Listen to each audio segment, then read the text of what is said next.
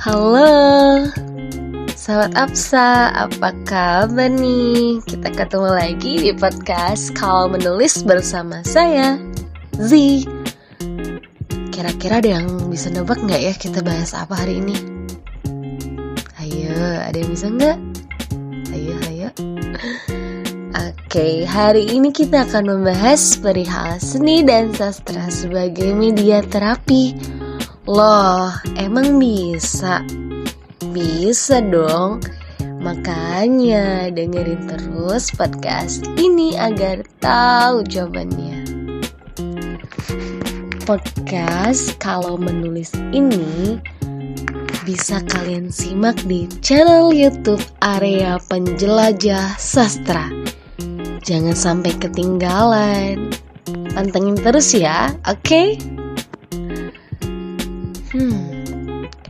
Kita semua tentu tahu dong kalau setiap manusia pasti gak lepas dari yang namanya masalah. Ya gak sih? Coba, emang siapa sih yang gak punya masalah? Seceria apapun seseorang, tentu dia punya masalah tersendiri. Kalau kata Mark Manson, masalah dalam hidup tidak pernah berakhir. Masalah tersebut hanya ditukar atau ditingkatkan menjadi masalah yang lebih baik. Artinya selama kita hidup tentu akan selalu mendapatkan masalah. Ya bisa dibilang sedih dan bahagia itu akan selalu beriringan sampai akhir. Life is all about various experience and what we'll derive or learn from them. Apa yang disebut masalah, ini membantu menciptakan pengalaman-pengalaman ini. Seringkali juga tidak ada masalah sebenarnya. Itu hanya interpretasi kita terhadap situasi tertentu. Kenapa ya? Sebagian orang menganggap bahwa bercerita itu hal yang tabu.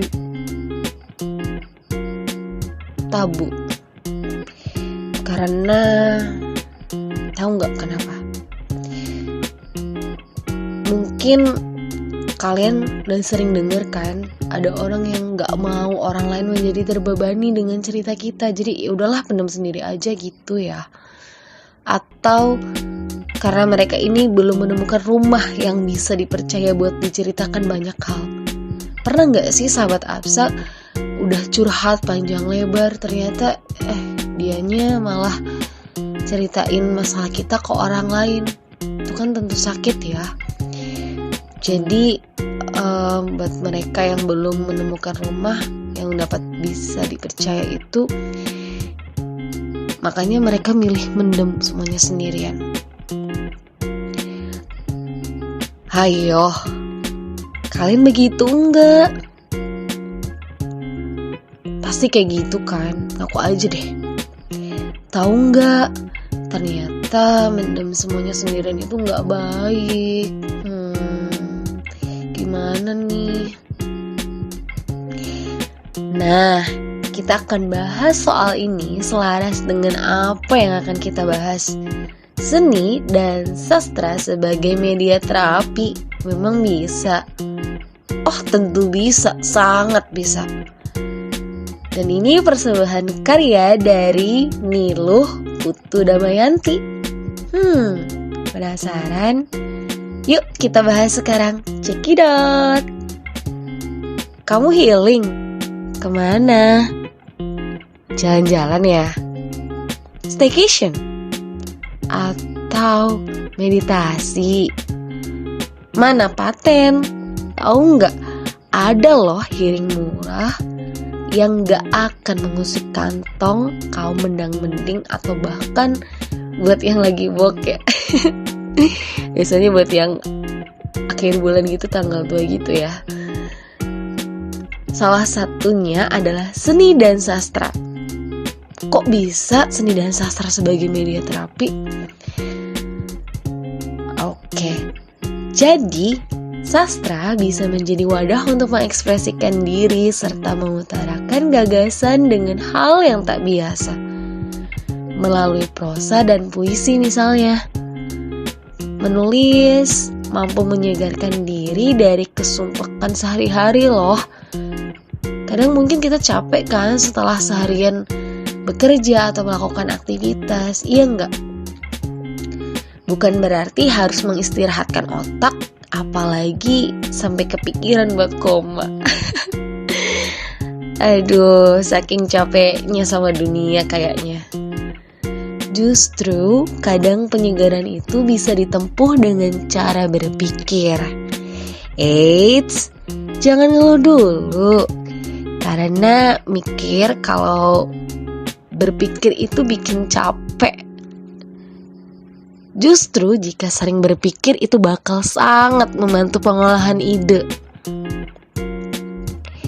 Di dalam seni, sebagai media terapi, ada banyak hal yang bisa seseorang lakukan untuk meluapkan ataupun menggambarkan perasaan mereka. Mulai dari menggambar, melukis, mewarnai, ataupun bermusik. Pasti sebagian orang lebih sukanya bermusik, yang relate gitu loh sama keadaan kita. Tahukah kamu bahwa puisi dapat membantu dalam proses penyembuhan mentalmu? Atau pernahkah setelah kamu menulis sebuah puisi perasaanmu menjadi lebih lega? Kalau aku sih iya. Membaca dan menulis puisi bisa menjadi terapi karena baik membaca atau menulis, puisi akan membantu seseorang menjaga kesehatan mental dengan melibatkan indera dan perasaan. Puisi sendiri menjadi salah satu bentuk terapi yang murah. Iya dong, tidak hanya membaca puisi pun dapat membantu seseorang untuk mengungkapkan kegundahan ataupun kegelisahan yang tengah dia rasakan. Bahkan, ada yang bisa tebak? Para pembaca pun dapat merasakan emosi yang penulis ciptakan, sehingga emosi yang pembaca pendam pun dapat terluapkan. Gimana? Tertarik buat lakuin? Yuk dicoba, dijamin ketagihan. By the way, ada satu kalimat bagus nih buat sahabat Afsa. Hiduplah seakan-akan kamu akan mati besok.